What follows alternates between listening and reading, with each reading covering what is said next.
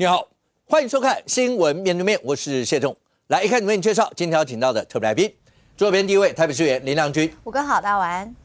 资深媒体人陈敏凤，五哥好，大家好。接下来为你邀请到好久不见，今天算是回娘家吧，资深媒体人黄伟汉，肖哥好，观众朋友大家好。右边为你邀请到立法院叶元之，大家好。台湾市议员备少将俞北辰将军，大家好。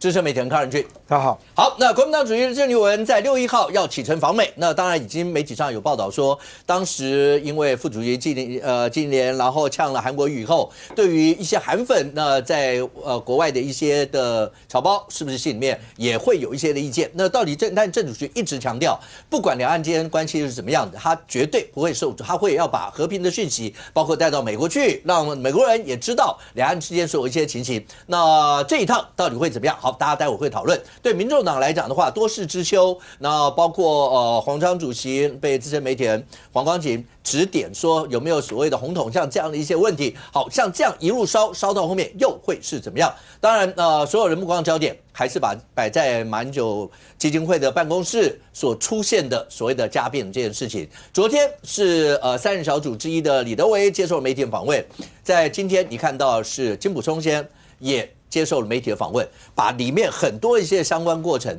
都讲了非常多。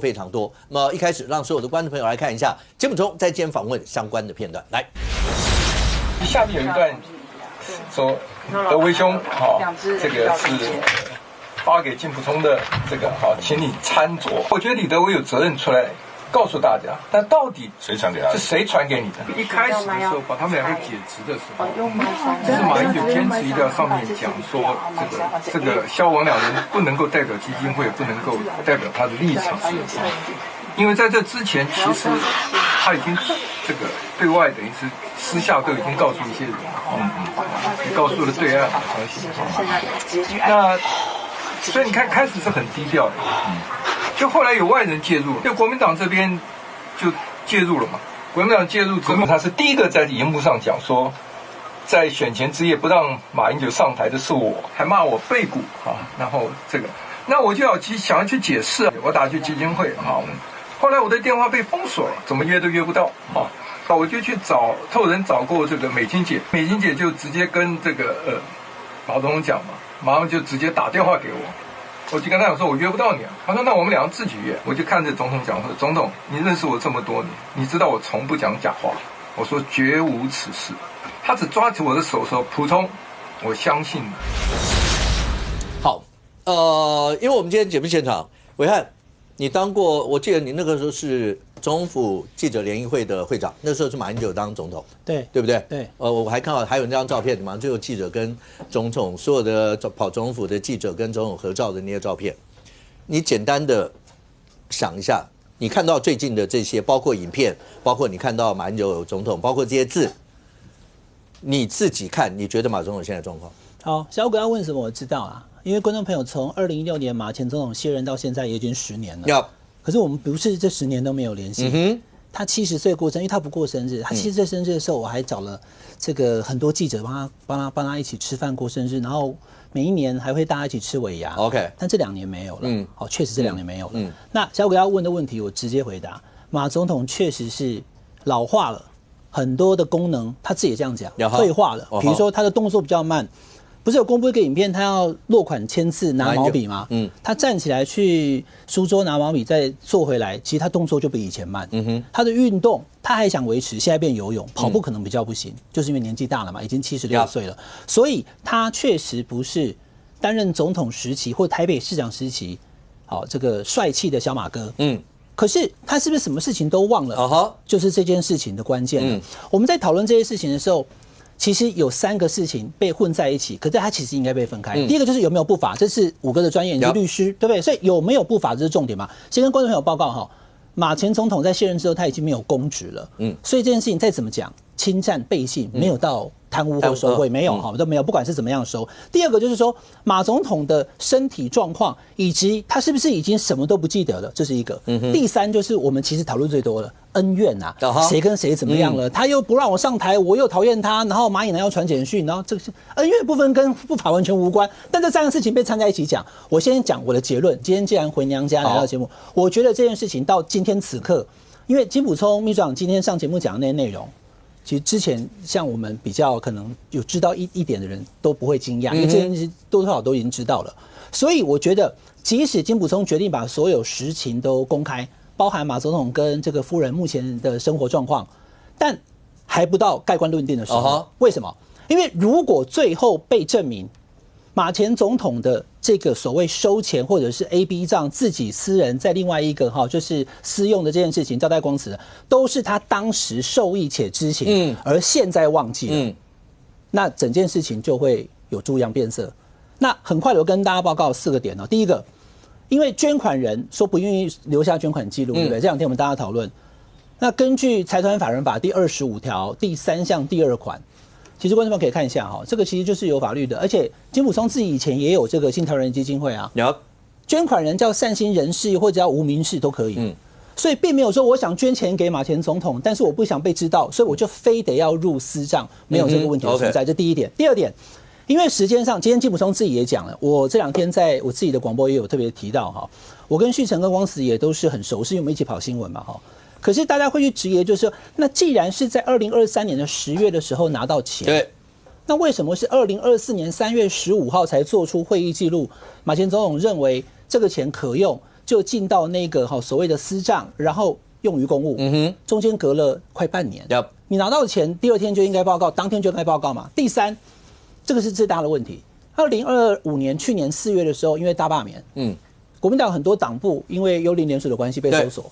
所以马办说也担心，如果收到马办来，那如果收到马办来，这个台商馈赠给马总统个人，我不知道这个小武哥，你认为这笔钱有没有问题？如果检察官来了，完蛋就要抓去关。那如果没有不法的话，为什么要交给水务家带回去，免得被查到呢？为什么会害怕被查到？现在不是讲330吗？最后就是第4啊，我很简单讲啊，第4是什么？第4就是既然不是给基金会。前面的那些质疑我们也都不要管了，就给马总统本人。我觉得只有2种方式可以处理。第一个就是把钱放到马总统的个人银行账户，你就把它入账就好了。第二就是虽然没有入账户，那我可以把钱放在这个受馈赠者他的身上，比如说他的办公室、他的家里，他管钱嘛。我今天要用5万、10万、20万，我再去跟马总统拿，留下记录，拍个影片或照片，盖个章，所有的钱都在马总统身上就不会有问题了。可是刚刚所讲的这些事情，显然从金溥聪秘书长的指控当中就是钱是光慈在管，而马前总统他个人完全不知道有这笔钱，也无法管这笔钱的状况之下的时候，他会很怀疑，就是那你们到底收了多少钱？我不知情。OK， 这整件事情一路烧到今天，然后昨天讲说，因为李德接受访问，今天金溥聪国安会前秘书长接受了访问，你不知道往下还会怎么样。但是一路烧，当然刚才我看你讲好几个层面，但是整件事情一般人讨论起来一定是和在一起，把这件事情摆在一起看。这个恩怨情仇怎么会这么深？而且今天包括金溥聪前秘书长在接受访问的过程，任俊是那已经不单纯这，包括金溥聪去解释他没有背股的那件事。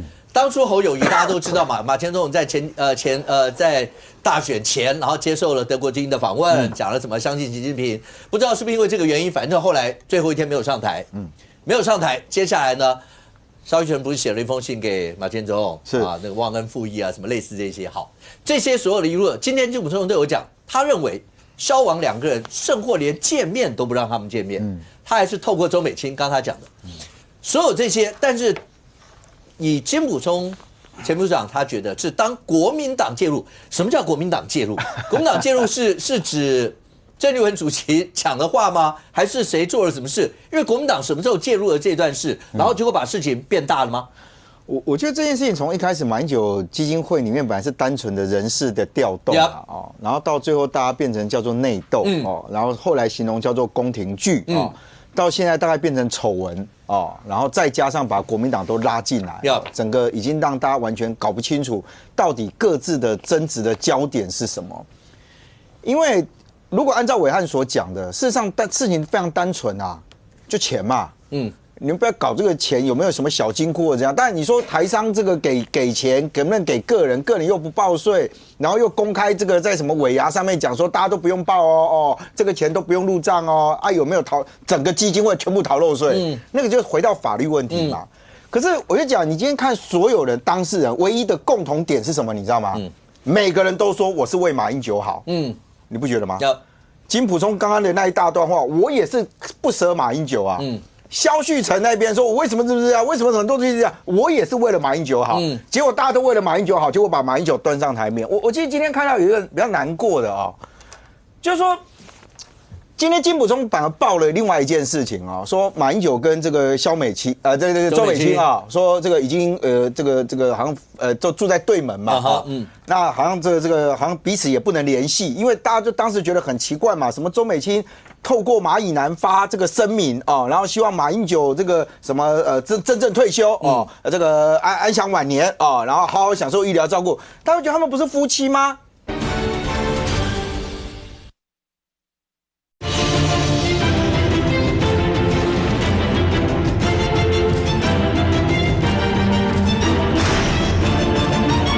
然后希望马英九这个什么真正退休哦，这个安享晚年哦，然后好好享受医疗照顾。大家觉得他们不是夫妻吗？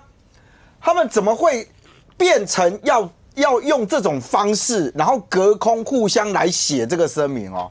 我不由得想到，我就记忆中一直记得一件事情，马英九曾经讲过他的台湾梦。这是在2011年12月31号马英九的脸书上面所写的。大家可以看到我划线的那个地方，马英九的台湾梦是什么？等我以后退休，就会回到老公寓里面陪伴母亲。我可以在景美的山路上轻松慢跑，和美青牵着手在公园里悠闲散步。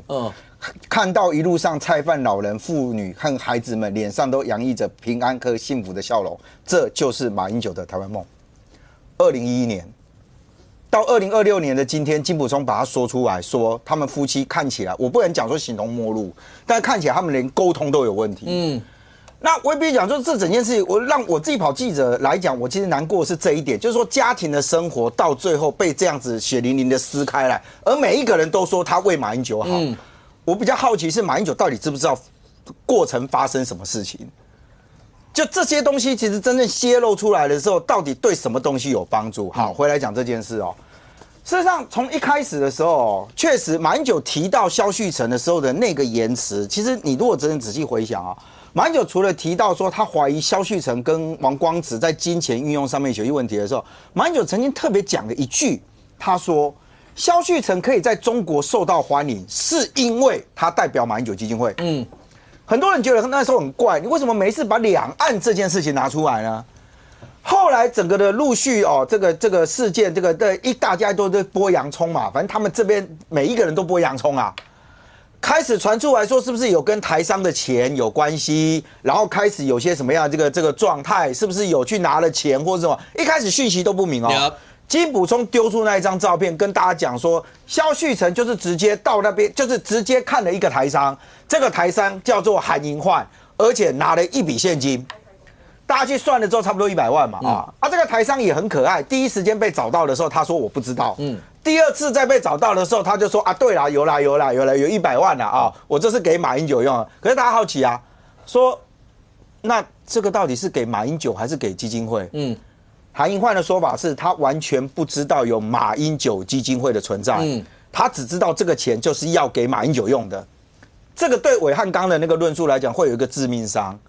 也就是我今天不是给基金会耶，后来今天有人丢出这张照片，对，说哦，其实马英九可能真的忘记了，为什么？因为呢，马英九他们后来啊，还真的办了一个这个他们办公室啊基金会还办了一个这个感恩台商，其中这一位就是韩银焕嘛，对啊，还说谢谢他捐钱赞助。可是你有没有先提到这件事情？不是这张照片能够证明说谢谢捐钱赞助吗？好，没办法，这是2024年马办的台商春节餐会，是，所以我刚特别强调韩银焕个人的说法，说他其实不知道有马英九基金会的存在，他的那个钱是直接要给马英九用的，所以有人今天丢这个照片说，你看马英九其实有跟他拍过照，还谢谢过他，所以可能真的是马英九忘了。主持人刚刚都讲，这怎么证明？这是第一个嘛，第二个100万，按照这个一张照片各自解读嘛，萧旭成的说法是我敢拍照，代表我内心坦荡，对，我物理性的转交，我也不太懂，那生理上是怎么样还是心情上这样，我不知道，没有化学作用，只有物理上接触，对，单纯，所以交出去之后怎么用我不知道，我都不管啊。可是你看同一张照片，金溥聪他们的质疑是，那如果有这个，有没有别的？那这时候关键人叫王光慈。王光慈另外说了一句话，这个金额更奇怪，他说其实总共有330万。那另外的230在哪里？另外的230是谁的？谁捐的？谁捐的？因为看起来都没有在账上嘛，就不然你不会特别讲说有一个230万嘛。那所有人通通都透过这个方式，对一个号称清廉从政，对一个当过法务部部长的马英九，甚至当他开始去告诉大家讲说我没有办法。大家把我的身体状况跟萧旭成、跟王光慈做这些事，现在另外一件问题回来了，马英九基金会是不是有一个可能大家都知道的小金库？这就回到了李德维的身上。李德维受访的时候，李德维说，他第一次看到那一张照片，拿着钱的那一张，可是他知道有钱的存在，这是问题。我有问过李德维，然后呢？小金库这件事情怎么办？负责任的告诉大家。李德维没有回答我这个问题，他没有回答我这个问题。所以我会讲嘛，现在所有人对这件事情，其实老实讲，你说今天马英九的身体状况怎么样的，这是一件事。可是如果涉及到今天这个钱，好，今天郑丽文更可爱。郑丽文说，建台商怎么了吗？没有人觉得建台商怎么了？拿台商的钱怎么了吗？我老实讲，我也没有觉得拿台商钱怎么了。但重点你要合法吧？当然，马英九现在的问题是拿台商的钱跟建台商而已吗？不是吧？他现在问题是到底有多少的钱是已经是没有人知道，而且各自去运用的。甚至后来去扯到这一个说什么这个什么马家人的想法啊，你看还有这一个这个什么李德维不是上节目的时候就讲了一大段嘛说这个什么蚂蚁男啊什么的哈。那我一样问了李德维。我说，金溥聪说人家根本没收到啊，你怎么办？你知道德维怎么说吗？德维说，我就是告诉大家，蚂蚁男的想法是这样如果有问题，那叫蚂蚁男告我。就李德维的意思是说，我公布的这一个，我讲的这一些东西，其实只是告诉大家讲说，蚂蚁男的心情是这样。那至于金溥聪有没有收到，不在李德维他要负责的范围里面，因为金溥聪一直说没有嘛，他说我只是转告嘛，那我只转告蚂蚁男的说法我没有说你金溥聪怎么样啊？那如果真有问题，那蚂蚁男可以提告嘛？听起来好像有道理，对不对？那现在问题来了。马英九基金会从一开始的时候，大家觉得说，他成立这一个可能只是想要对两岸交流做些东西。现在扯上了钱，这第一件事情第二个，马英九基金会现在看起来到底谁是基金会的核心骨干，也没人知道了。为什么？看起来有一个董事长叫马英九，对于原来基金会的董事群里面是很有意见的。那这些董事群，其实老实讲，那一天有个会计师跑出来讲说，我是个人会计师。你说在记者会现场，对，他用个人身份结果后来被人家不是把麦克风抢走，说你不是记者，你怎么提问？但我真的回来讲一讲，其实你知道吗？在马英九基金会里面的几个董事里面，事实上对那一段话是有感觉的。我这有感觉的意思就是说，好，即使金溥聪你后来说我接受马英九委托，就是我董事长另外委托一个外人，我说我委托你来做这些，但他能不能介入基金会的运作？或者是把基金会里面的资料，或者把基金会，他说因为这个王光慈已经离职了，但是笔电在电脑在那个地方，我们就进去拿他的档案，拿他的档案拿出来。当然他有一个戴霞玲做这个背书嘛，应该执行长嘛。对。可是对那些董事来讲，基金会的运作基本上是应该由董事会来做重大决策你所有人通通都跳过我们，然后再反过来骂我们。好，那现在问题来了，新北市政府说要查了。对啊，直接查嘛。我赞成查。光一个公开讲，而且大家没有人否认公开在尾牙上面讲说，这笔钱大家拿去发完了之后，通通都不用报税，都不要报税。对马英九来讲，我不知道马英九知不知道这一段，他知情或不知情。但是对于所有喜欢马英九或曾经，我想记者群跑过马英九新闻的都知道，马英九其实每次只要讲到钱，他就很在意。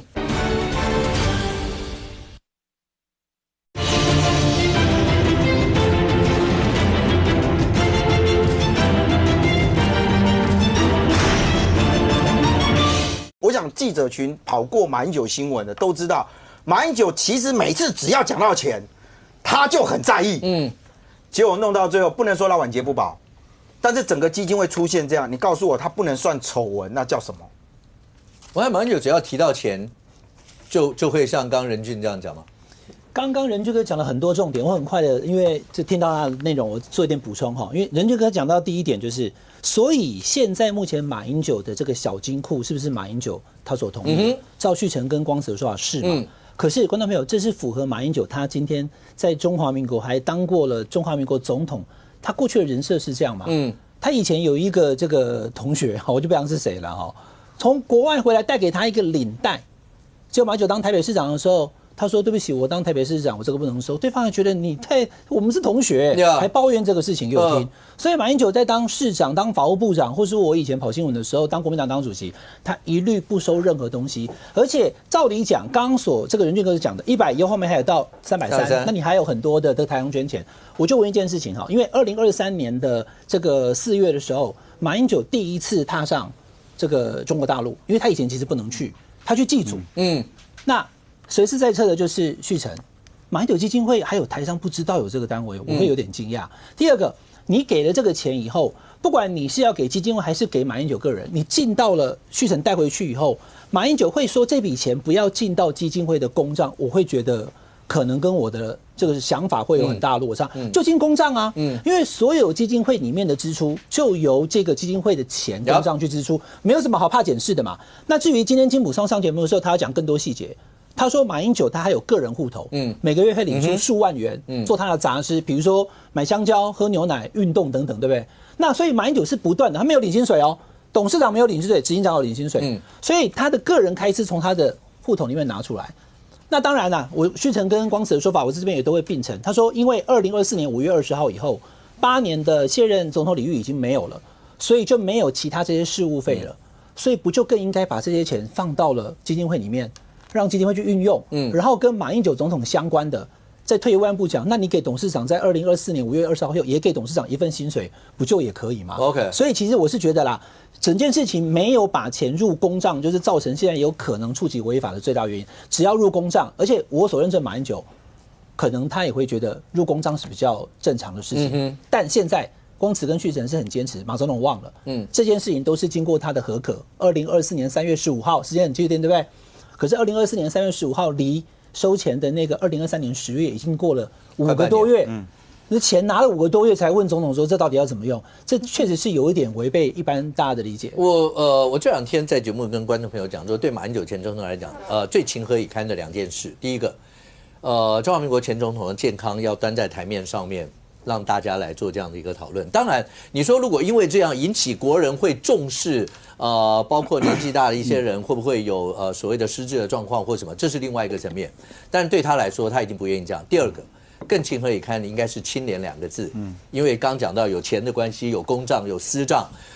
对马前总统从政这么多年，我觉得不管政治立场，你同意他、反对他，你喜欢他、不喜欢他。但是清廉这2个字对他来说，他应该会一直认为是蛮重要的事。但是现在扯到了有公账、有私账、有所有这些，来一样，明凤。所以现在看起来，当马英九被跟这公账、私账、钱扯上去，那刚才我看讲一直说，金溥聪一定是中间要先调查完这件事情烧，就算烧出来，但是一定不可能让他烧到马英九身上，要不然爆出来自己爆了一个，结果烧到自己，那不是很乌龙的一件事。好，但不管怎么说，现在如果真的要对簿公堂，那就要等法院调查。只是当今天郑丽文国民党主席郑丽文出来又讲了，怎么样？见台商有事吗？拿台商钱怎么样吗？你们要跟100万台商为敌吗？这整事情跟100万台商为敌这个有关系吗？这整件事情当把这个再扣进来，那会不会事情就变得更大条了？这个东西就是说，如果你只是家务事，就吵来吵去，最多顶多就是黄光池跟那个萧旭成被告这个侵占或是这个什么背信这样子嘛。那问题是说，今天所有，我觉得金溥聪是赢了啦，因为他把这个话都说得很清楚，然后呢，就是拿那张照片死咬不放嘛。那你就王光慈跟这个萧旭成，你就没有话讲，你说我堂堂正身份，所以才要拍照拿钱。那今天连钱都对不上，一个是100万，一个是330万。那你自己，你这2个人都隐身幕后，你根本也没有出来说明。所以那个金溥聪借着媒体的势力，他又开始把这个事情都交代得一清二楚。所以说，你眼看，如果你这个事情停留在这些事情上面，那你王光慈跟萧旭岑就完蛋了嘛。那问题就是说，如果你还有，就是你整个马英九卸任之后，你在中国大陆游走那么多年，然后呢，王光慈跟这个萧旭岑都是在跟着你走的，那很多人应该都是看着马英九基金会面子托你带东带西，那你这个钱只有收这一笔吗？那至少还有230万不见。那如果这过程中2、3年里面，那你有收，尤其是有一年是2024年的选举那如果说你这收的钱呢，都是按部就班，什么也没有事啊，收台上的钱没有事啊，你就要入账申报就好了，都可以。但是如果你一旦这个台商，因为他的台商这个位置呢，台企联。某一个地区的台企联通常是跟官方的关系呢是不可分的。这个姓夏吧，韩银焕，为什么会姓韩呢？韩银焕这个人是从厦门的台企的会长做到全国的会长。那你觉得这个人的中国的关系，中国官方的关系会好不好？一定很好嘛。那所以说，我们现在只是说，你们上了法院之后，我们是要查你们过去2、3年之前，或者说你们开始从事这个大陆活动之后，你们到底收过多少钱？那收过多少钱之后呢？有没有不该收的钱也收了？那更糟糕的是，不该收的钱呢，也转回来台湾给要选举的人。这个东西就是有违反到所谓的国安层级的法律了嘛？那这个东西就说，因为这个事情呢，有2件事，我觉得很奇怪的说法。第一个就是说，不要再闹了会伤害国民党。这件事情，如果你郑立文不讲话的时候，为什么会伤害国民党？我实在不了解。然后再来就是说，那你到底为什么这种事情家务事为什么会伤害国民党呢？那你是不是说你中间有转钱转来转去的时候，转到了刚好要选举的人，你就可能违反什么政治献金法，或者违反什么反渗透法之类的？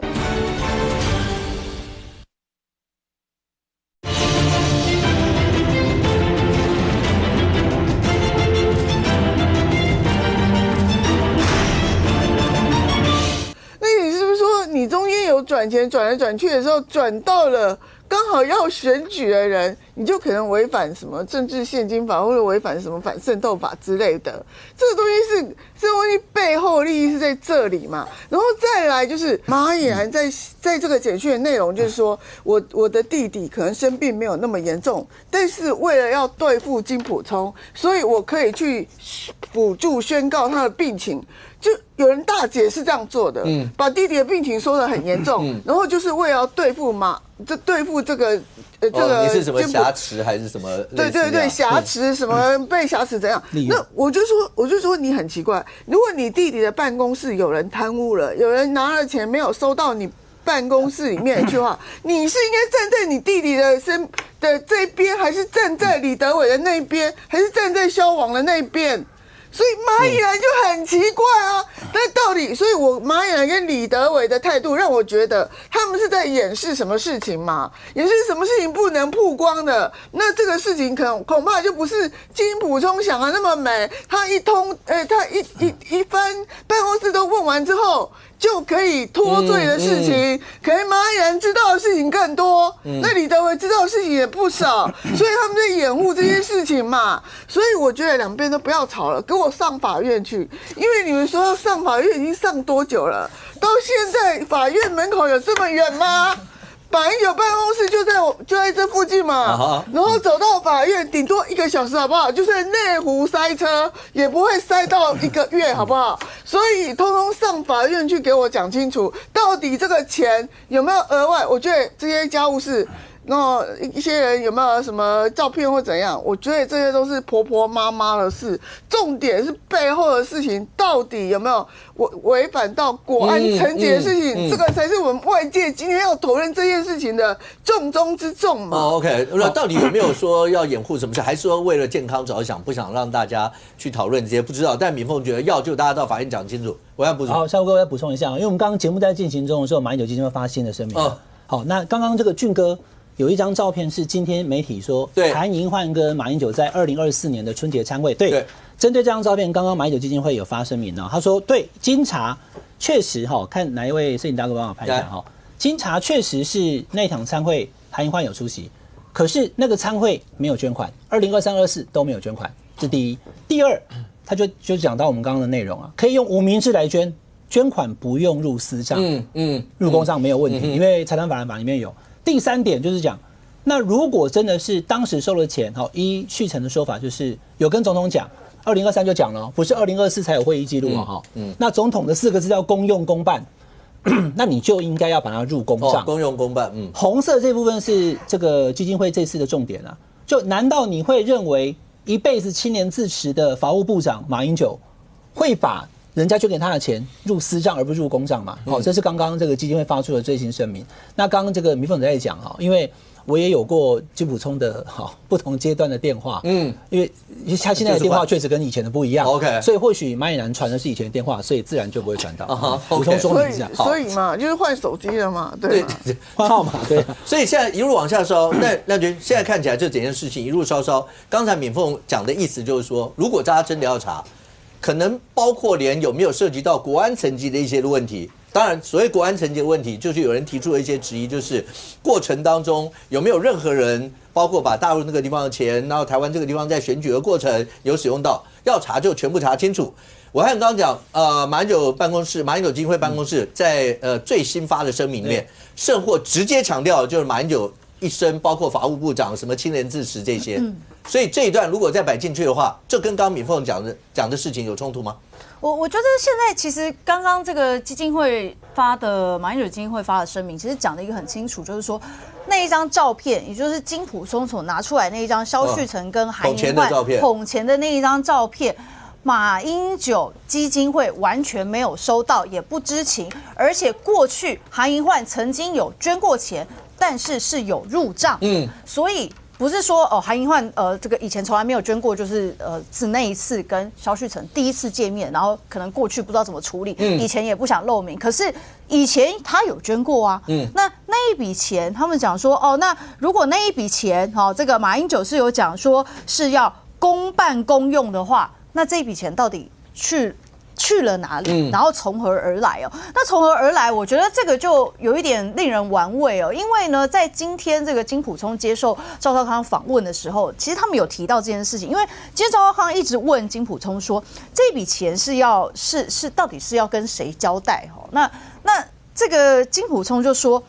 没有直接的证据啦，都有听到一些消息，但是这是惯例，都要照相。那我就听不懂，这个意思是什么？就大家捐钱都要照相，对，就我想说，对，那如果是这样的话，那就是要入账啊。那入账入谁的账呢？是如果没有入基金会了，那入到哪一个账？就是大家刚才讲说，那基金会会不会有别的账，还是什么 ？Anyway， 我就觉得这件事情真的太奇怪了。大家是真的习惯不同吗？就是。你们如果有人要抖内或什么，还要大家要照相吗？而且我那时候看照片，我还以为是千层蛋糕什么，千层蛋糕都来了，那个沙漠的那个 ATM， 不是那个照相只有一个可能，对啊，就是我带别人去捐，对，然后我要必须我有给他。才要照相，就是要向谁交代嘛，要不然干嘛合照嘛？而且最扯的是，这种被照相的人还留底。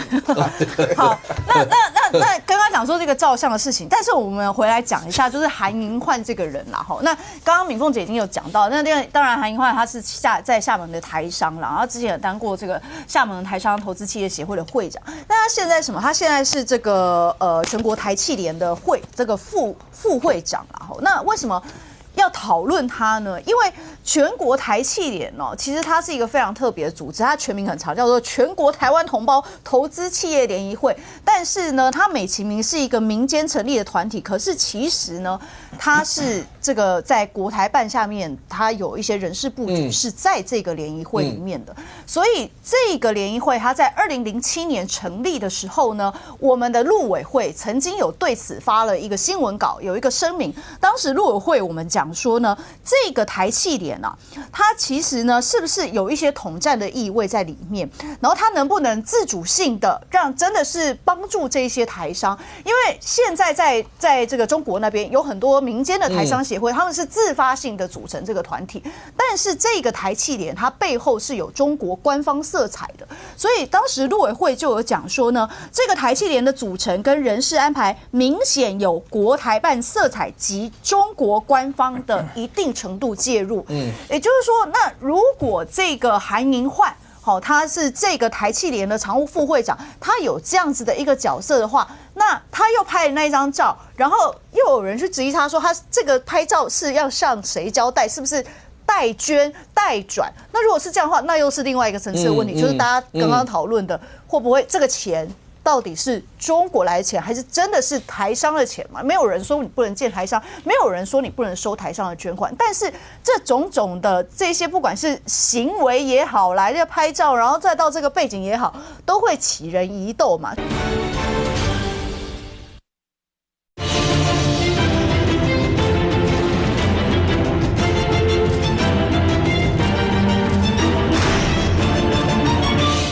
种种的这些，不管是行为也好，来这拍照，然后再到这个背景也好，都会起人疑窦嘛。所以我觉得这整件事情哦，就是当然到现在啦，我觉得真的就是法院赶快去厘清啦。那再来就是说，我还是觉得现在大家所看到的这一些，我觉得可能是基金会自己里面这些不管是恩怨情仇也好，私人纠纷也好，但是我觉得比较重要的还是钱。钱，这个钱从何而来？是不是真的是台商的钱，还是有中国官方色彩的钱？然后他来到了台湾之后，他做了哪些事情？那我觉得这个是必须要向大家交代的啦。那当然，今天我也有看到这个郑丽文主席，他就也有回啊，他就会去回赵少康，就说那这个台商的钱难道不能收吗？现在是歧视台商吗？没有人在歧视台商，但是问题是从我刚刚所讲的这个会长的背景以及他这样子的一个举动，都会让大家觉得说，这个不太合常理，而且如果是捐钱，也没有寄到基金会里面。他如果不想写明，他可以写善心人士，但是都没有这么做，所以这个背后除了一般的我们讲说可能会有背信、会有公益侵占的问题之外，我觉得背后的真的还是国安议题啊。OK， 元之，你觉得背后有国安议题这么深层的一个问题考量吗？那元之在节目里面曾经讲过，那时候你去厦门有一次，然后你还来节目里面讲说，为什么有人要故意把你讲的好像你就是为了是老共那个地方接旨或者什么那些。来，元之又有你的事儿。媒体上有一个台湾青年世代共好协会理事长张一谋说，在北京阅兵现场高喊祖国民族复兴的韩银焕跟国民党关系密切，曾经促使翁小林、岳元之和林思平直飞厦门。好，但是除了这个以外，这整件事情，我刚刚请教说，元之，你觉得有到什么国安层级这样这些考虑吗？而这整件事情到现在，钱的问题当然是需要厘清，而且这个厘清恐怕真的会到法院去厘清。但是对国民党整体来讲的话，会不会因为这个议题会让很多国民党委员像譬如洪威就觉得说，大家现在一定要搞到，可能对国民党的从政的人来讲，都会陷入所谓的马英九焦虑症了，会变成是这样吗？再怎么样，一个家变搞成到最后，让国民党的支持，现在大家都已经搞不清楚，现在到底发生什么事了。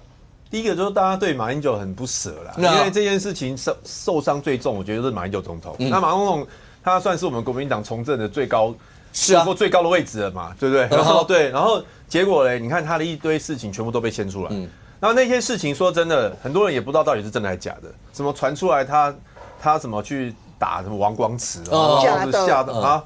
就是有人这样，就媒体就这样报啊，因为两边都在放话。但金溥聪说没有那，甚或金溥聪讲说，我告诉你啊，这件事情我在过年前我就听一个台大教授讲了，然后呢，隔2天要死不死而遇到一个国安人员，然后他就跟我讲那个整个马英九在大陆发病的过程。但你看看他出席这个郑丽文的记者会，他也是情绪激动哭的，所以判断马英九的状况应该是属于焦虑症，他不是躁症，不会是打人的那一种。所以那个国安人士也没有提到说打人，但是他的情绪激动到已经让人家察觉他的已经有异况，而且所以第一个所以中国那边早就知道他的情况。今天国台办在说谎嘛，国台办就是因为他这样，所以不让他去了嘛。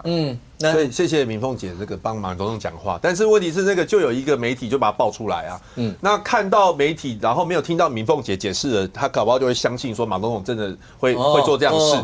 但马总统以前给大家印象都是温文儒雅，口不出恶言啊，怎么会忽然变那么粗暴？但是会骂人啊，他会大声骂王光慈。那就是另外一回事，但是没有什么动手嘛，就是又一回事嘛。所以第一个就是这种东西出来就是信者恒信，不信者恒不信。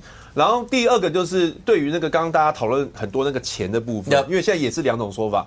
按照那个王光慈跟萧旭岑的说法是说，那个钱马总统有指示说入私账，然后用于公务，但是马英九基金会说没有。好，那这个东西又变成有人相信，有人不相信。但只要有人相信，对马总统都是伤害。然后还有就是他的家庭的问题被摊在阳光下。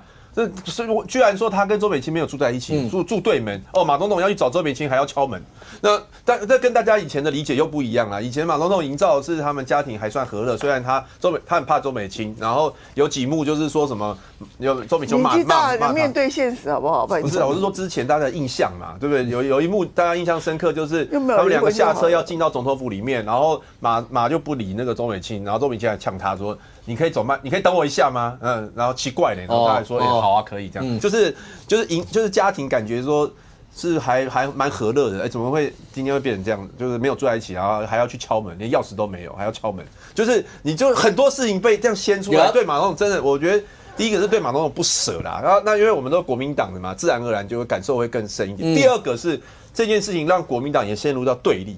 因为2边吵得很激烈，都是国民党的有头有脸有分量的人啊。一边是马英九总统跟金溥聪，哇，这2个算是有分量了吧？然后另外一边也不遑多让啊，这个萧旭岑他现在是我们国民党的副主席，然后调查小组3人小组，好，李德威先不讲了，还有薛湘川呢，还有尹启明呢，这些过去在我们国民党里面也都是算德高望重的啊。然后2边这样子对干，然后讲的也都不一样。然后像我们就很尴尬啊，有时候你为什么不讲你主席呢？你主席也掺在一边啊。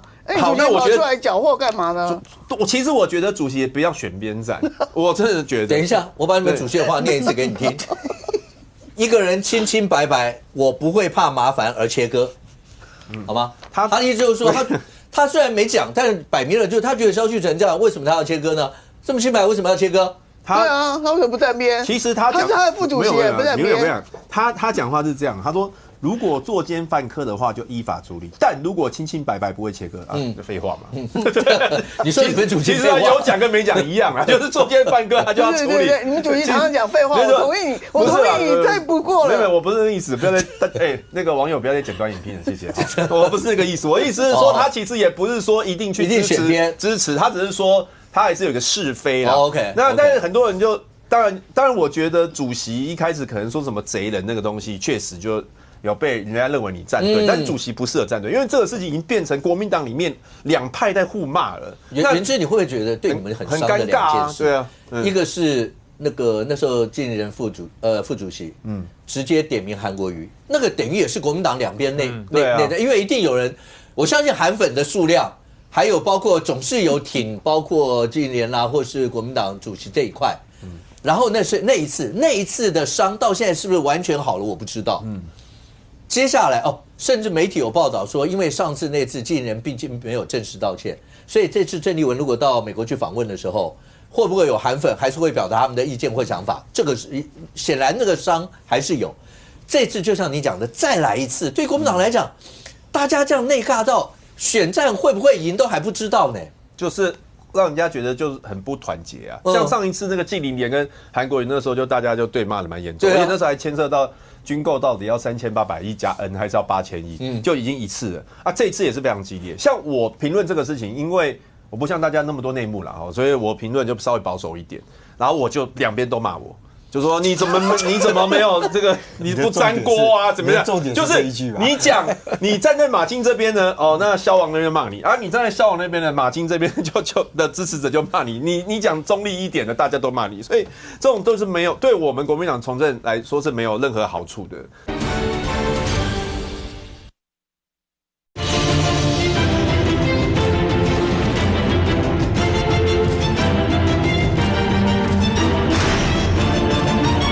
啊！你站在萧王那边的马金这边就的支持者就骂你，你讲中立一点的，大家都骂你，所以这种都是没有对我们国民党从政来说是没有任何好处的，所以我们会希望说这个事情是不是可以赶快过去？那至于说那个我上次去厦门，就是去参加他的这个厦门的交接，但其实我当然是去参加他的交接，可是我不是完全是为了他去，因为我也不认识他，是因为他交接现场有非常多的台商，我们是去那个地方去跟大家social，不是说专门是为了他。像我去，我就遇到很多我是选区的台商啊，还甚至于住我家社区我都有遇到啊。所以我也是第一次去嘛，去看看。可是那时候一去马上就被扣帽子啊，说什么我们是去接职，就是乱讲一通。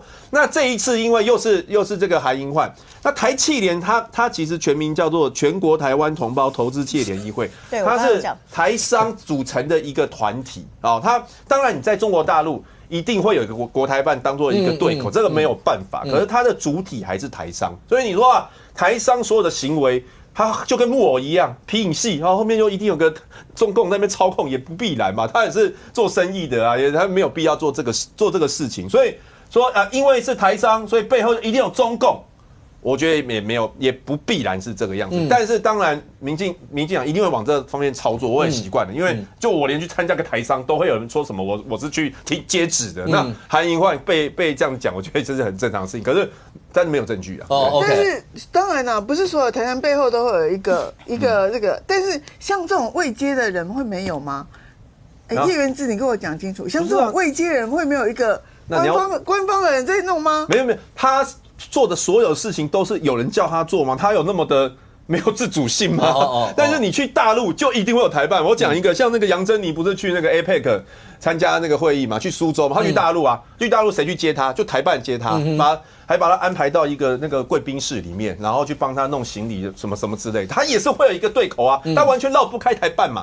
我怎么知道这个事情？因为我有一个朋友，他也去，然后走错贵宾室，刚刚走到杨振宁的贵宾室，所以知道这个事情了。那你说只要跟台办接触就一定有鬼吗？所以重要人才会跟台办接触啊。你不是所有台商会啊，我没有说所有台商都跟台办接触啊。我是说他有接触啦，但不会什么。但是你说他做什么事都是受控的，台企联的会长绝对有关系。好，可是这整件事情，将军。这一段刚才讲说，其实有很多事情没有，还记得吗？就是萧玉成不是写了一封信给马前总统，里面有提到贝谷啦、汪富一啊，对，就是在骂金溥聪嘛。对，然后这件事情，然后呢发生这件事情，因为那个时候是因为马英九前总统接受德国之音的访问，然后讲了是不是相信？对，相信习近平。结果后来是不是因为这个原因不知道，但是最起码选前届没有上台。金溥聪那时候是总干事。没错吧？他是会有一个总干事，他不是，他号称什么办公室的侯友宜办公室执行长，反正就是操盘。他今天有把他的名称再讲一次 ，OK。对。那当初萧玉成他对这个批评是背信忘义，金溥聪今天澄清说，当时是集体意见，他事后想找马英九解释，但是金溥聪说被萧王两个人阻挡，甚至后来透过周美青才联络上。你看这一幕，你想象那个画面，后来跟马英九碰面的时候。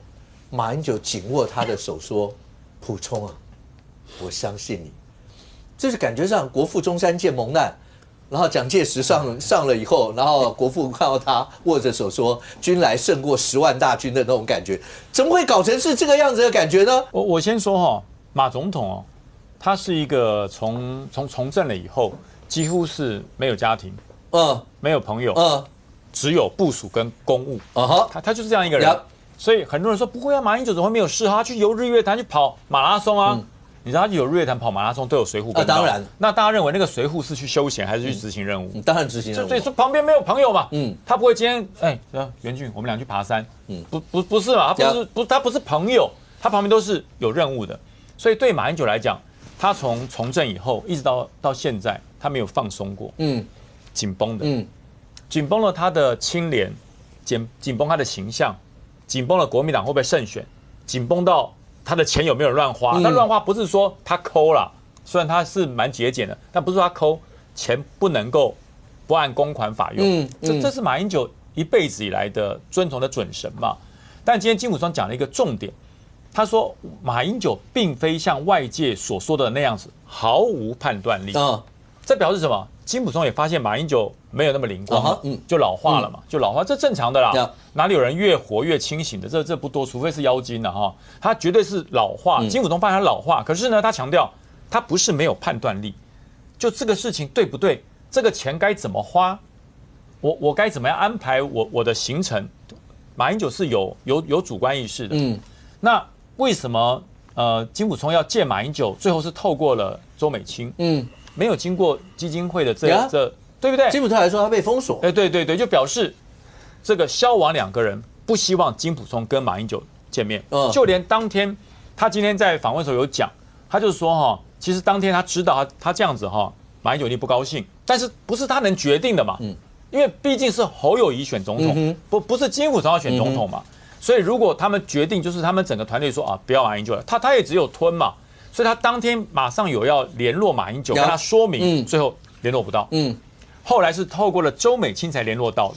所以在马英九就看到了金溥聪之后，才会有那一段嘛。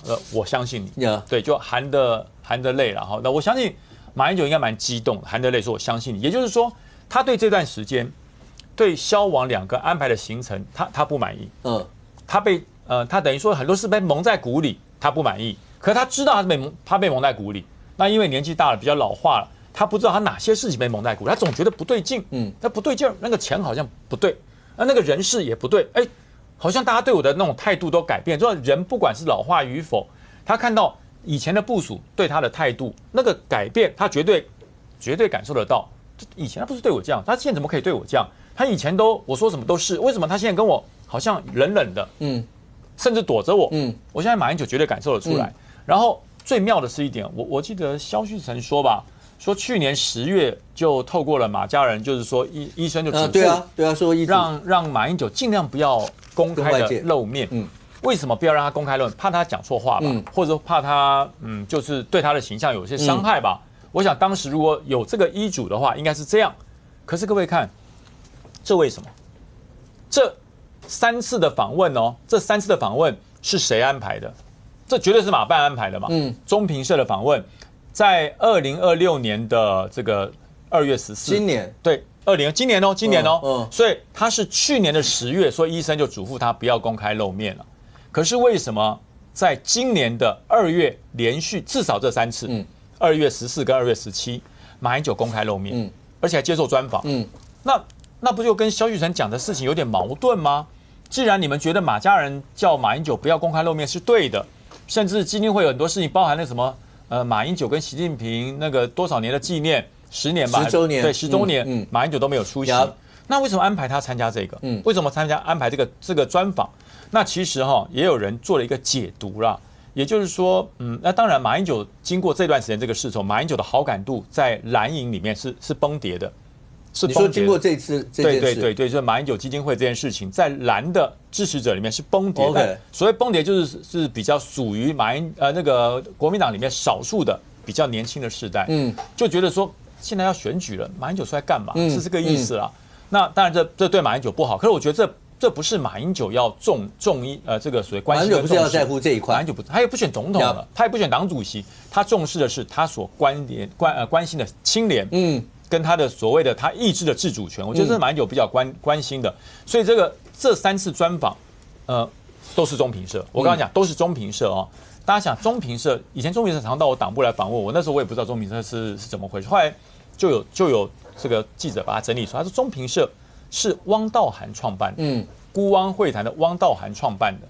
那汪道涵对于两岸之间的角色，我想不用我多解释了，是有非常重大的意义。所以汪道涵创办的中评社，你说他的报道出来的内容，不见得是完全对台湾人播放，甚至有很多台湾的朋友说中评社没听过，可是呢，对岸却很清楚，对岸却很了解中评社，中评社里面几乎是公开对台湾的政治的所谓的风向，OK， 做一个评论，然后谁在看？对岸看，对岸有很多这个高层，中国高层的人都在看。可是重点是，您刚刚讲说，如果医嘱上讲说它不适合，对，然后因为马习会10周年，那个好像是在2025年11月的时候11月，就从11月就不让他出来了，2月。对，那这几个专访的原因或目的是，对，它的内容也很重要哦。他从这个马英九对美立场说要硬起来，对，硬起来，也就是说马英九是亲中不是亲美的哦，然后再来就是认为要坚持两岸和平统一，就是92共识一中各表嘛，哈，这就是他说马英九还是坚持的。那最后还有一个就是他的健康啦，马英九是变成一个健康养生专家。那这3篇的真正的目的，我来判断一下哈。第一个，即使马英九以后没有办法自主了，就是意识模糊了，萧旭岑可以说马英九是我长期贴身照顾，我可以代言马英九很多的想法，也就是他对于和平统一92共识从来没有改变过 ，OK， 一直都没有改变过，就是萧旭岑这个马英九办公室的执行长可以直接接收马英九的所有的资产、言论资产。那第二个呢，也就是萧旭岑从此以后到了中国去。他变成中国国民党在中华民国担任过总统的人的唯一代言人。那么这样子来讲，对于郑丽文来讲重不重要？重要啊！郑丽文没有办法控制马英九的言行，可是当马英九失去了行为能力以后，萧旭岑可以变成马英九的代言人。那他到中国去，哇，多少场合他可以出席啊？将军刚刚讲这段已经牵涉到，那就是在两岸之间那个话语权。或是谁真的有代表性，类似像这样，这中间过程有一段，我看可不可以先请问一下，你刚刚前面有提到说，包括金溥聪前秘书长今天在接受采访讲的很多东西，你大概以前也都知道一些。我想问一下，因为你知道媒体有多重要，当这边有一张捧钱的照片出来，接下来就会有马英九跟韩英焕在一起的照片，你也跟他见过面，对不对？对，你也跟他见过面，然后甚至有的媒体下面讲说你还感谢他 ，OK， 然后呢？这边有一篇新闻出来说王光慈被掐脖子，然后接下来呢有另外一篇，像那个金溥聪他们就讲说没有，基金会讲的说法是说他不是，是他自己，甚至还讲到说有没有一些烈酒的问题啊，类似像这些。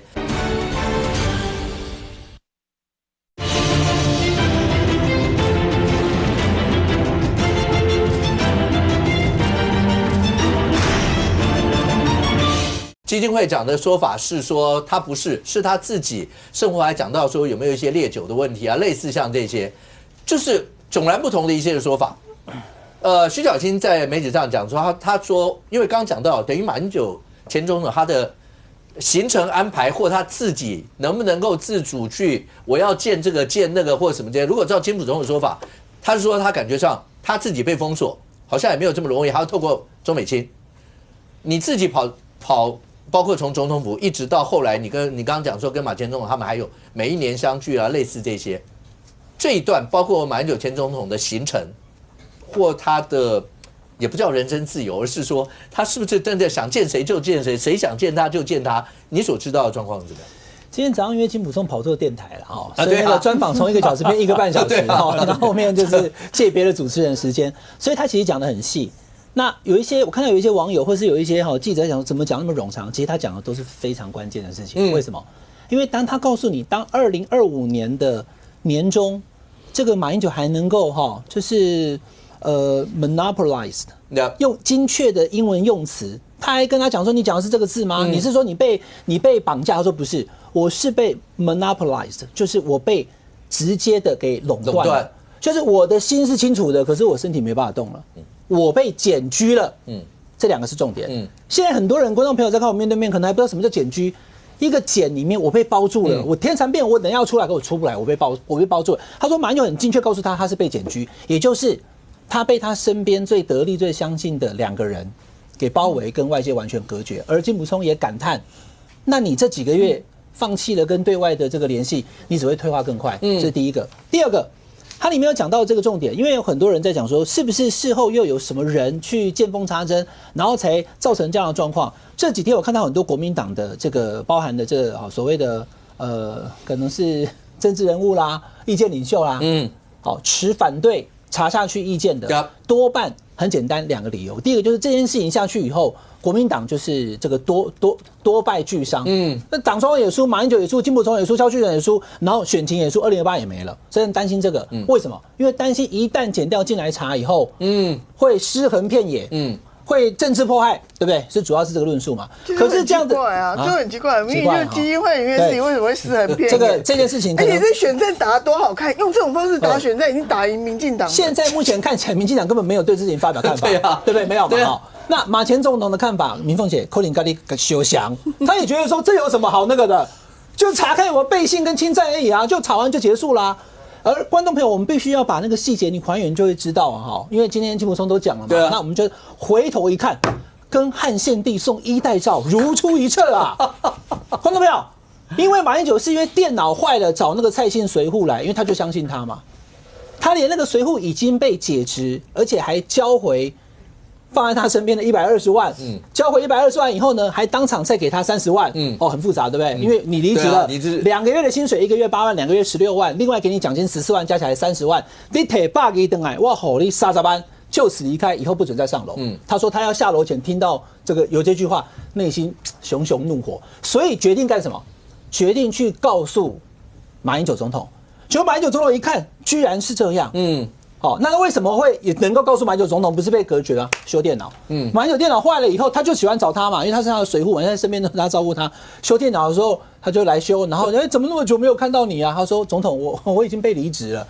我怎么不知道呢？然后才讲了这件事情，因为这个钱这样，立刻书写衣带诏，汉献帝嘛，赶快一道送去找刘皇叔啦。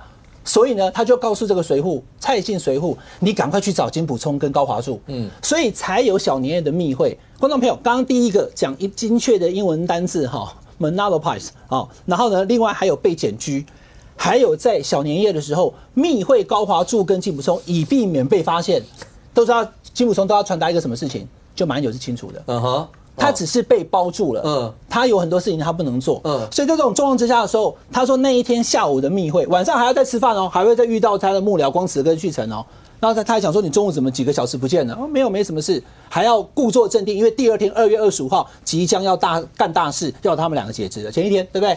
所以这种状况之下的时候，他们在讲这个事情的时候，他说金溥聪说了因为我没有在现场嘛，他说马总统情绪非常的高昂，跟高华柱还有金溥聪交代。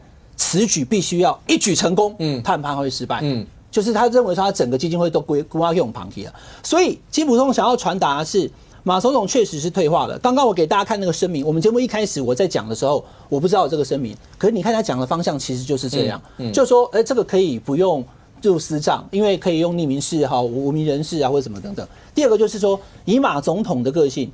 他一定是入公账，没有小金库私账的问题。而最后我要必须说的即使过程当中说月亮忘记了，英九忘记了，以金溥聪我所了解，他今天也出来讲嘛，大家觉得他金溥聪像是什么都不会，什么都忘记了，看起来不像。他在从2月25号被找回来，到现在今天已经5月27号了，这整整3个月。荣获有一个关键点，他发现说真的是马英九交代的，可是马英九错了，马英九忘了，他可以问办公室的同仁，他可以问随扈，他可以有很多的管道去做 double check、triple check。当他 check 完以后，发现说是马英九下令，真的马英九居然不如外界所想象，乐于设立小金库，那他这个时候可能就不会这样出手，因为这个出手对他毫无注意，因为马英九现在他有没有选2028？他也只不过就是想要在这件事情上有一个清楚明白而已，所以我会觉得刚刚我所讲的那些过程，包含他跟蔡姓随扈修电脑，然后赶快去找高华柱，在这之前都跟金溥聪无关。那因为金溥聪在过往我所采访这么多年，确实啦，那今天武哥既然问了嘛，常常有人，其实在以前2008、2012的时候，连办公室里面、竞选总部里面的副总统参选人都还带人跑去跟马英九祷告，你现在给没安啥？讲了10件事情，里面有9件是马英九交代的。可是外面的人气扑扑啊，觉得金溥聪太嚣张了，都不来开会。为什么那时候护照这个事件的时候，那个叫什么绿卡事件的时候，不愿意把广告撤下来，还要继续弄，诸多事情，你事后回头再看，都是马英九叫金溥聪办的。可是金溥聪这20年来，他今天也讲了嘛，我就是在除弊嘛，所以我就得罪人了。所以当金溥聪这次回来在帮马英九事件的时候，我也发现第一个担心国民党会不会因此被政治迫害，所以不要查。第二个是我根本就讨厌金溥聪，所以一旦金溥聪来帮忙查的时候，我已经就直接站他对立面了。有这2种状况，但我觉得很重要，还是要回到为什么马英九想要查这件事情。他想查的时候，金溥聪根本还没回来，这个是核心。OK， 但是有一件事情，我到现在，刚才敏凤有点到一个点。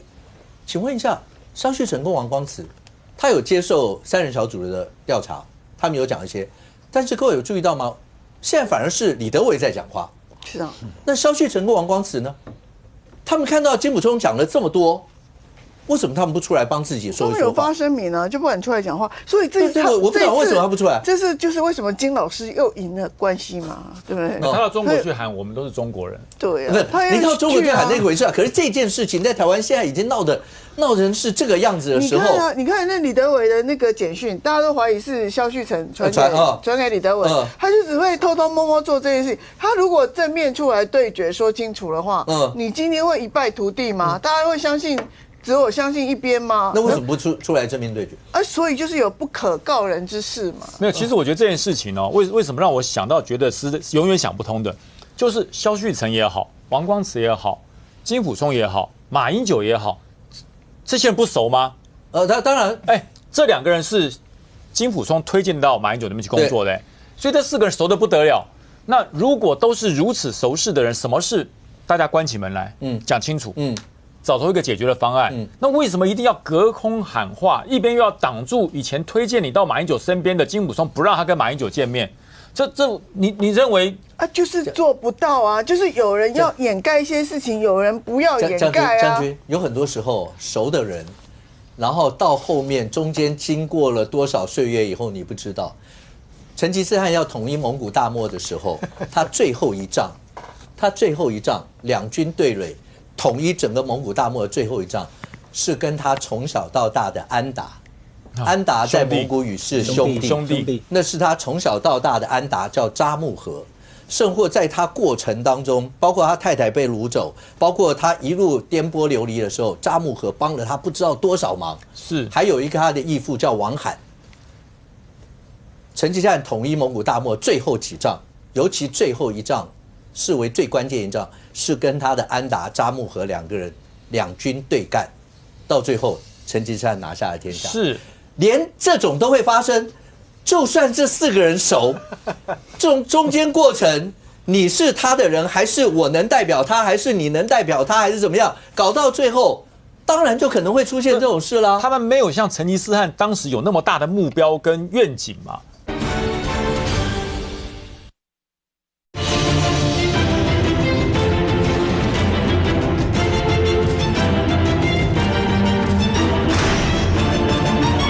搞到最后。当然就可能会出现这种事啦。他们没有像成吉思汗当时有那么大的目标跟愿景嘛。我只有一个目标愿景，只有我能代表马英九讲话。这个是涉及到我会不会被办贪污罪跟侵占罪跟背信罪。可是如果关起门来讲清楚，说不定这个事情是有转机的嘛。你曝光走到司法是一定会有人。将军讲的那个，我前2天还想了另外一个原之，国民党都没有人能出来。想尽办法能够帮他们大家看看能够怎么样吗？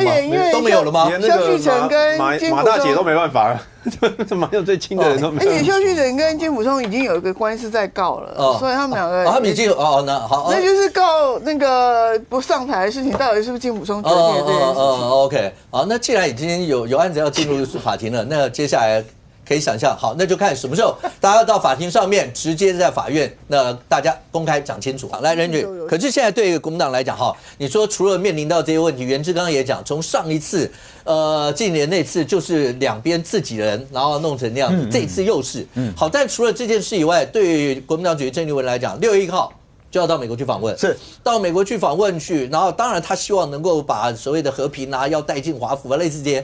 但是现在看起来，包括内部的一些事儿，乃金就是文传会主委，然后今天讲说他请辞，然后因为健康因素，当然媒体上有讲说是不是中间有涉及到在党里面党工之间有没有人说会不会讲有骂人啊什么类似这些。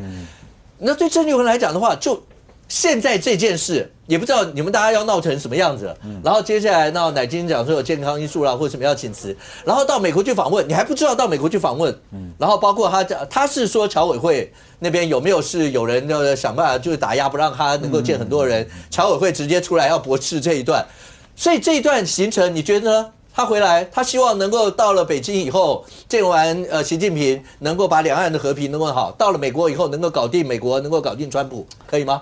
我想可能对郑丽文领导的党主席这个国民党来说了啊，这些都是枝枝节节的小事啊，这个不是这么重要的嘛。是啊，因为这个万事莫如这个丽文为重啊，就是郑丽文现在看起来是国民党整体的核心啊。你说人事的纷扰，老实讲啊，这也不是第一次嘛。那上次那发布了一个什么新媒体的那个，那结果被大家讲说，那到底凭什么去做这个新媒体？好像也没什么特别突出，但是被吹捧，后来没多久就不好意思，我就离职了啊。那现在当然对尹乃菁来讲就说。尹乃菁老实讲，因为他非常资深啊，他其实这个跑新闻的时候非常资深的这个前辈的前辈的前辈啊，这样会不会被他骂？会啊，你这是什么意思啊？他讲资深，他没有不代表年纪接话了，尊敬。你这样子，敏凤也不开心啊。对不起，我忘了还有敏凤资深，我只是帮他讲。没有，回来讲乃菁姐啊。就是说，因为其实他一开始接国民党文传会主委的时候，其实有些人是觉得这一招启用的不错。为什么？因为他长期对媒体涉猎，然后再来就是说，除了记者本身之外，他也做媒体评论。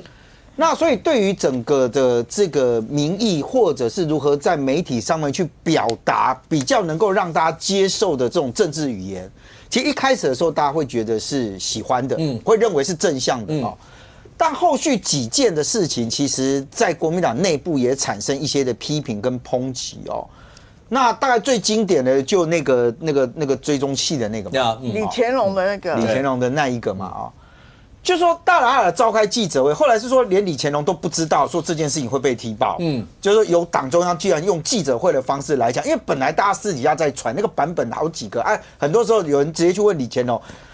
他也就是明讲，因为他就觉得就没下，还得供出来呢那结果没有想到党中央居然正式的就开了一个记者会，然后做了一个很直接的是对于赖清德、对于民进党的这个老实讲就是一个指控那所以我知道李乾龙那边事实上有一度也希望就是国民党党中央这件事情不要继续再讲，但没有办法，你一出去玩了之后，开始大家就跟嘛，当然，那这一跟了之后，既然有人上车，你就很难下台，那。这个一弄到完了之后，其实老实讲，这件事情，民进党只有说，那你们去告啊，去告啊，去告啊。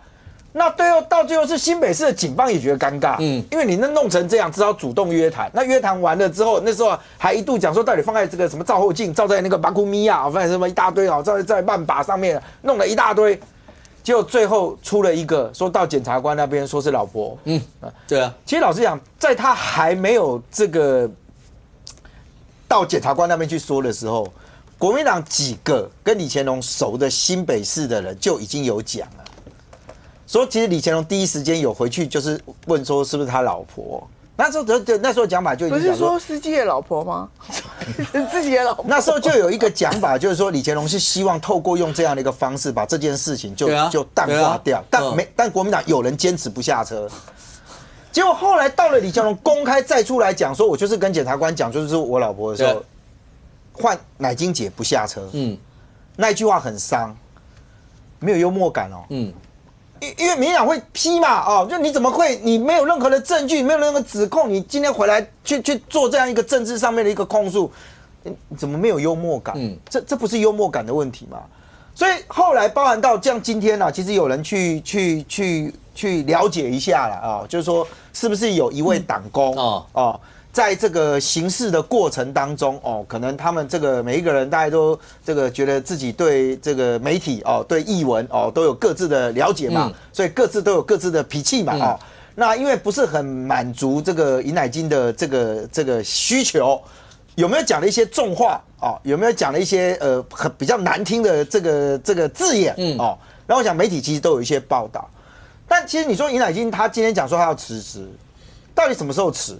他说本来今天是他最后一个上班日，但因为郑丽文说找不到人，所以呢，现在这个辞职的时间哦，现在看起来就往后压嘛。说一个是给他什么到月底啊，让他去找到人啊，或干嘛的。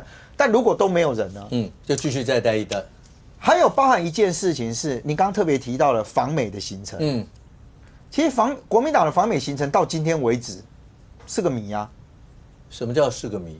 当时谁丢出他要访美的，一样是尹乃菁啊。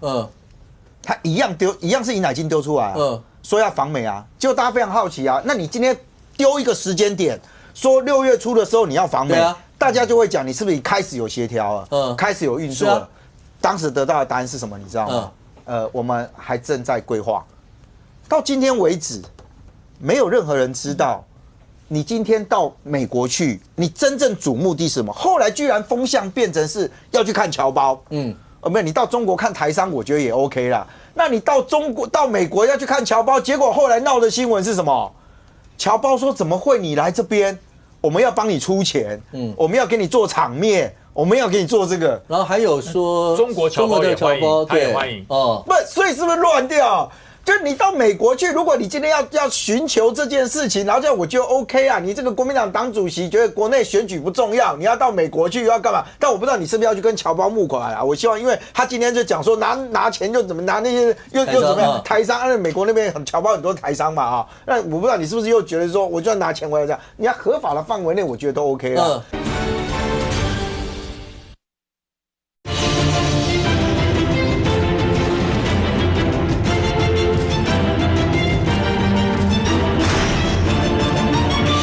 他今天就讲说拿钱就怎么拿那些又怎么样台商，美国那边侨胞很多台商嘛那我不知道你是不是又觉得说我就要拿钱回来这样？你要合法的范围内，我觉得都 OK 了。但问题就回来了是，你到底到美国要干嘛？你原来试图表达的是你跟美国之间，你并不是绝对的反美。OK， 你其实在对美立场的这件事情，你希望用党主席的身份去作为一个定调。但是到今天为止，你看今天都已经5月几号了。居然唯一有相关露出的新闻是所谓的侨社对于他们要来，还要帮他招待，还要帮他做场面，还要出钱的这件事情，觉得就不满吗？来，元之跟亮君，请问一下这一趟的访美行，元之，这任主席说要把和平带进华府，要让他们知道包括两岸之间所有一些状况，但中间蹦出来说，侨委会是不是有就讲说不让美国谁来见他或什么？侨委会直接跳脚，然后直接出来说造谣或什么？这整件事情不是那个主轴，照理来说，郑丽文主席这是他第一次访美，所以这个访美应该是非常希望能够有非常好的一些效果或什么。可是中间讲的侨委会的那段到底是怎么一回事？我不知道他消息来源哪里耶，但他的讲法是说，对他的讲法是说那个什么，好像民进党还有那个侨委会啊，有透过一些管道啊，不希望美方帮他安排一些人，就这个层级不能太高，层级不能太高什么之类的。那侨委会是否认的。那我不知道他是从哪里听来的，对这个，因为主席我们也太高深了，我们也见不到。那这个就是大家公平了。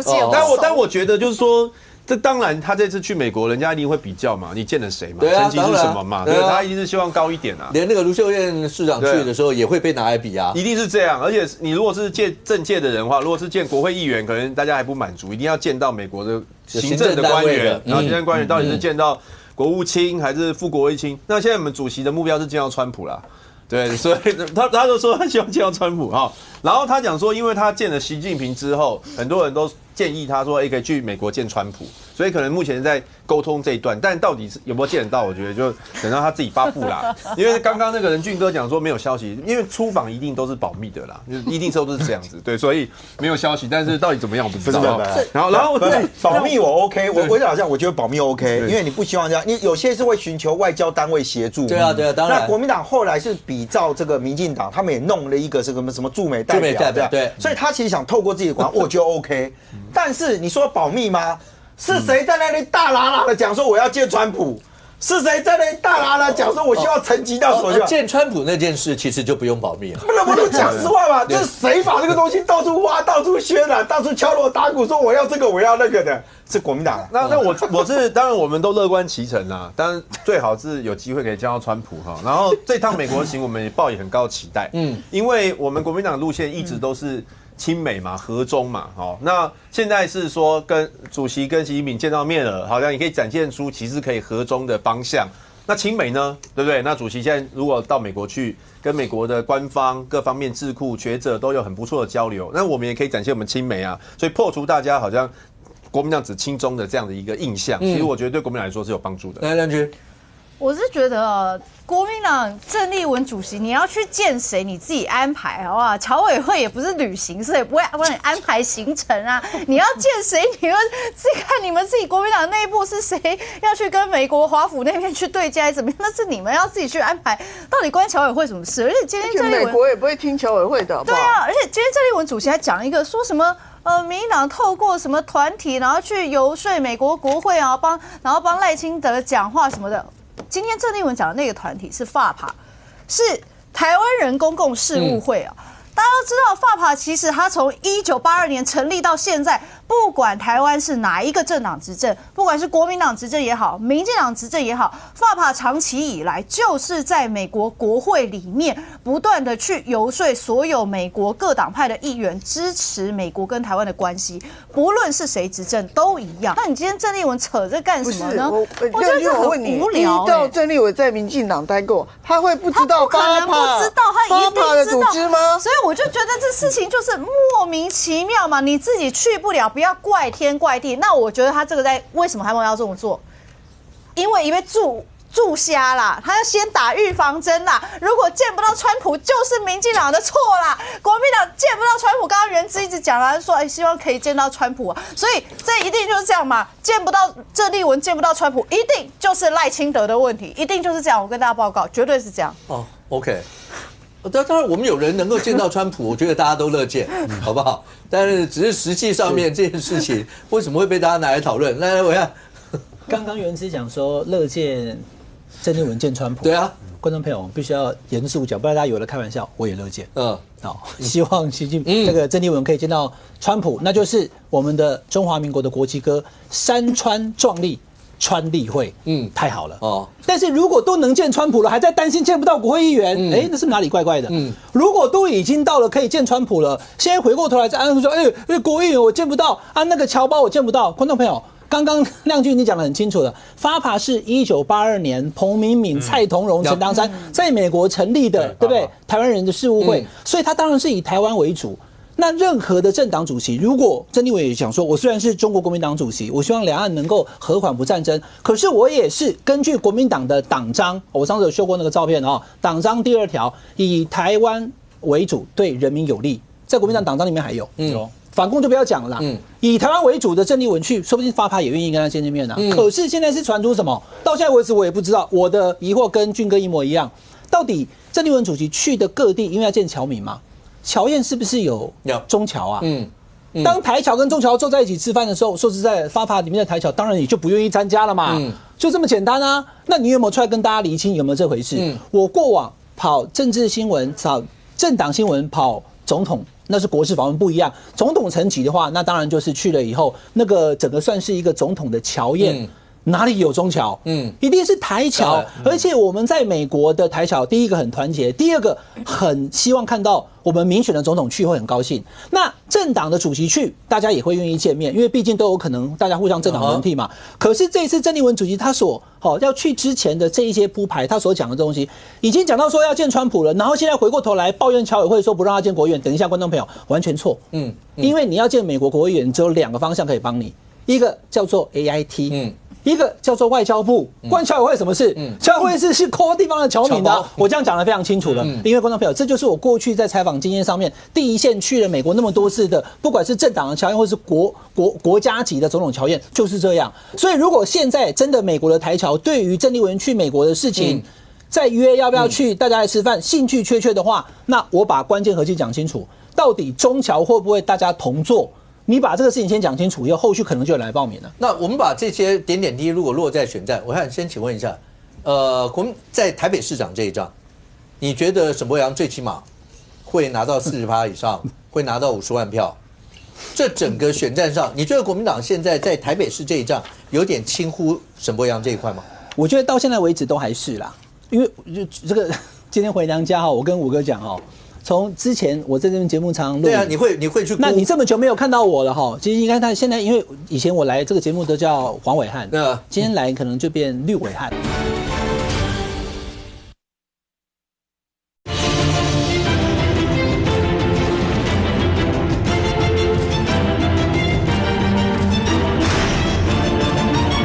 今天来可能就变绿尾汉，因为大家讲都对不对，都绿的，对不对？是因为今天来这么久，不是，我是说五哥跟我这么久没见了哈，对不对？重新回来，你看我好像对不对？乡音无改鬓毛衰嘛，对不对？哈 ，OK。但我要讲清楚了，我真的很惊讶，五哥我真的很惊讶。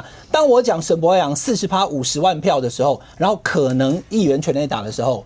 居然有那么多的反弹声音，还有网红写了一篇文章在那边，哈，就是骂我。为什么？观众朋友，所以我觉得我很惊讶，我到现在为止，这个就真的是惊讶了，不是假装。为什么？因为台北市从1994年开始，好，1994年就是阿菲亚那个时候，陈水扁、黄大洲跟赵少康嘛，哈，从那一次到现在已经2026年要选，这么多次以来，只有一次1对1不到40%啦，再讲明白一点，嘎啦几概念啊，那就是我们刚刚前面在谈的，好，就是这个声势如日中天的小马哥的连任。那为什么那样？因为那时候台北市的市民，国民党的选民，那当时天龙国所谓蓝营的选民，这个大于绿，然后铁板一块，希望他能够以后选总统嘛。所以那个时候李英元才选了35%多归36%，其他完全都没有啊。阿扁第一次萨卡都都选到43%，61万票。第二次对马英九对决1对1，对不对？输了，可是阿扁拿多少？45.91算46，68万票。所以不管是40%或是50万票，在1对1的状况下，都是非常可能发生的事情。那我为什么会认为沈伯洋有可能到这个程度呢？因为沈伯洋明显的在蓝营的群组，我想这个将军虽然你现在也不在国民党了，我现在也是绿将军，对，但是你也看到，尤其在桃园，我相信哈。很多蓝营的这个所谓族群，或者是这个黄复兴，或者是会看比较所谓偏蓝媒体人，他们真的觉得沈伯洋就是一个就是什么就是不学无术，对。但是当沈伯洋已经正式被提名的时候，所以好这边有一个后话了，所以才会有错误的判断到认为民进党又不是想要自杀，怎么可能会提沈伯洋？结果后来跑去罚7牌，为什么？因为他完全错判了沈伯洋，其实在台北市这一局是有可为的。这2天他还去见了蔡英文，蔡英文选总统的时候，台北市开的票是53%，三卡都他开53%，所以我认为啦哈，40%只是民进党的基本盘，说不定他还更高。但我很保守讲的40%，却被认为说拖大了，那就我就很直接感受，国民党根本还没有搞清楚他在面对一个什么对手，他只觉得，当然我也觉得，我虽然是这样讲，今天5月27号，我并不认为沈伯洋哈已经是一定会赢蒋万安了，我认为。还是蒋万安的一面大，因为毕竟蒋万安是连任，他的形象也很好，然后他也受欢迎，然后呢，台北市，所以各种要素弄起来，还是蒋万安远远大于沈伯洋。你想想看，沈伯洋如果真的选了40%，表示蒋万安可能有50%到58%，当然55%到58%，那你还觉得不然你想怎样？蒋万安80%吗？对不对？沈伯洋只有15%。怎么可能嘛？没有，我补充一下哦，因为其实暐瀚的文章我常常在follow啦，只是我都不敢留言了，因为他已经变绿暐瀚，怕害到他。我再写下去，他就更绿了，你知道吗？虽然我是无党籍，可是我也不知道为什么这样归类。我讲哦，其实当时沈伯洋被推出来的时候，为什么说这些深蓝的会认为蒋万安不但有一面，而且旋风会扩散到旁边的县市？他就是因为第一个，沈伯洋不是绿营的传统政治人物。他们认为沈伯洋就会抗中保台嘛，就会黑熊学院嘛，他还会什么？当真的推出沈伯洋，发现这小子会城市治理，他会城市治理，而且呢，他跟这些粹友或者是在网络上面海巡的时候，他的反应是高情商，不是下牙牙。然后第三点，沈伯洋对上了叫蒋万安，蒋万安在当了立委，现在当了市长，你发现蒋万安当年出来的那种气魄没有了，畏首畏尾。遇到了很多事情，为了两岸的事情，他不是当年出来那位蒋万安了。那可是突然间出现那个沈伯洋，大家认为他就是抗中保台是他最大的缺点，他的弱点。可他展现出来是城市治理，可是你再问到他有关于两岸的问题，他也没有闪躲。所以我觉得是当年蒋万安刚出道的时候，台北人对他的那种想法，还有深蓝对他那种想法，现在发现蒋万安有了，沈伯洋好像也不缺。可是现在如果要看起来，除了地方台北这一仗，民众党现在碰到的状况，尤其像黄昌主席最近被那个黄光芹直接点名红统啦，或所有这些事情，就民众党只能说多事之秋是吧？现在那碰到所有这些，那像这样的话，对蓝白合之间，包括未来的合作，也会有一些影响吗？不会啊，就更简单啊。国之将亡，必有妖怪出；党之将亡，也必有妖怪出啊，不是吗？那今天黄国昌的作为就是。这个被谁形容是要打包民众党嘛？就关灯嘛，对不对？那你他还说那个傅昆萁说他可以去搭档选副总统。副总统是啊，这为什么要讲这个呢？所以说你黄国昌，你黄国昌到底跟国民党讲了什么东西？你第一个你会去插手杨琼英跟那个巴西立委，这就很离谱了吗？你一个党主席啊，然后你去跟一个廖了仪讲说，哎，我们巴西都支持你，国民党内部还不定支持杨琼英，你就要去支持杨琼英，那请问这是关你家什么事情？然后你又去跟那个傅昆萁又去跟你讲说，哦，你可以搭档什么这个谁谁谁。那这个东西就表示你介入国民党的事务很多，那你介入国民党是要干嘛？因为你民众党看起来就是岌岌可危，你整个党乱七八糟，你都不管的。然后呢，上酒家不付钱，然后呢跑去跟秘书长理论，这种事情党主席不是应该出来管吗？这种事情要党主席出来管？不，那问题是人家已经找到秘书长了。对啊。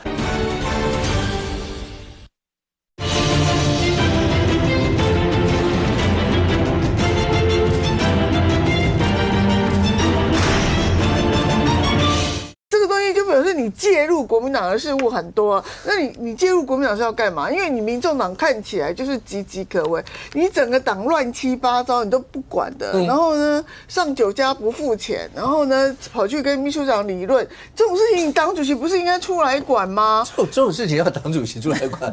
不，那问题是人家已经找到秘书长了，对啊，对不对？那然后呢，那个议员提名也是乱七八糟，有实力的你不提，那你不是在图利国民党吗？你就是不是在图利国民党，然后铺路说，哎，国民党，我帮你有想到杨琼英跟这个江启臣的事情怎么解决啊？然后我帮你有想到这个什么议员啊，我们就提弱的啊，你们的议员就可以全上啊。这个一切是在为民众党想，还是在为国民党想？所以大家就觉得很奇怪啊。所以今天被骂不是刚好而已吗？对不对？所以我觉得就是说，你主要是你黄国昌啦，因为我觉得。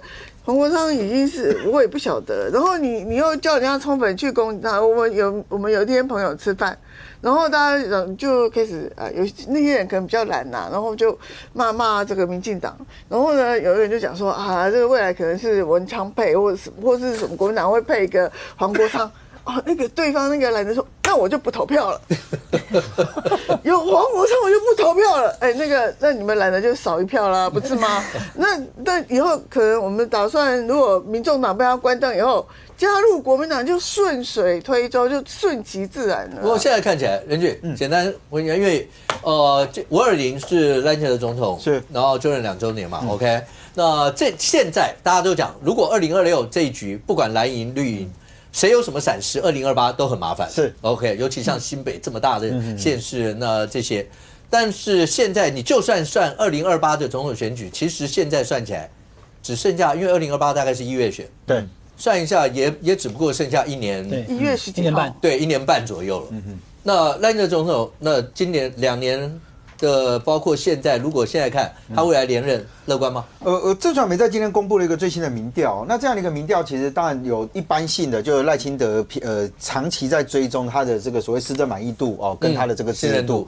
那另外还有一个，其实就是针对他的这个所谓的连任的状况啊。不过我先讲，因为其实长期不管哪一家民调做起来趋势，就是说台湾民众在表达政党倾向的时候，基本上认为是泛绿的，其实都大于是泛蓝的群众。这哪一家做起来都这样啊。不过因为今天正传媒针对这个所谓的连任的支持度里面，你可以看到哦，就是45%的这个45%的受访者是支持赖清德。不支持的是43.4%，数字上面来讲，老实讲误差范围内啊，但感觉上是这个支持的稍微多了一点啊。不过我觉得，因为在他的这个民调交叉分析里面，有一个就是自诩为不是非蓝非绿的人。不支持的其实比较多，所以我觉得这个对赖清德来讲，他当然会有一些东西是必须要警讯的。那但因为民调不会只单做一个题目嘛，比如说这次题目里面还有另外一件事情，这是包含川习会之后所延伸的一些的这个状态哦。比如说有一个就是说川普的言论会不会伤害到台湾利益？因为他其实搞了很多的这个发言嘛，又骂晶片，又骂半导体，又怎样的啊？那你看民调做起来了，其实你可以讲说是不是对台湾比较有信心哦？你看49.2%的受访者表示不担心 ，OK， 但是41.8%的受访者也表示担心。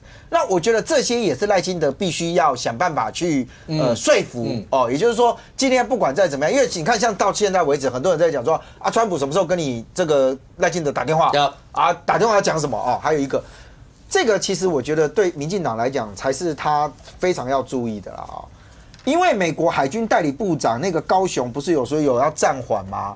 那蓝绿其实在这事情对彼此都有一些的批评哦。那你看民进党就说是，就你看你们多次阻挡，早点过不就没事了吗？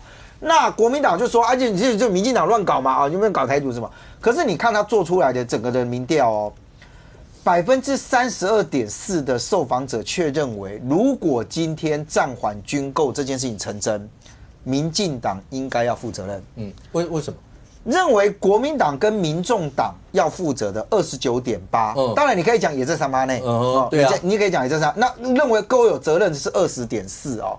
那我觉得这件事情它比较有一点像是大罢免的那样的一个状态。就是说，大家当把这个所谓的这个政治的立场跟主张极致的往外推的时候，对于民众来讲，他会不会有一个想法比较会认为，你握有行政权的人，可能在一部分上面来讲，你要负担的责任比较大。所以我觉得这件事情可能就整体上面来讲，为什么蓝白要通过以后就卸责了？对 ，OK， 没有问题啊。我跟你讲嘛，这就是一个说服的过程嘛。就是说你要如何去说服跟你不同的人，他愿意去认同你的主张。你从民调看起来，赖清德这样一个连任的支持度，如果跟所谓自认是泛绿的那个比例上面来讲，还是有一些差距啊。OK， 在未来我们刚刚前面所提到的点点滴滴，到2026这场选战到底会怎么样？那化成选票，对于蓝绿白各自的支持会是怎么样？那更不要讲到了2028了，未来到底怎么样？我们大家拭目以待。非常谢谢现场所有来宾，也非常谢谢观众您的收看，所以我们这边我们明天见，拜拜。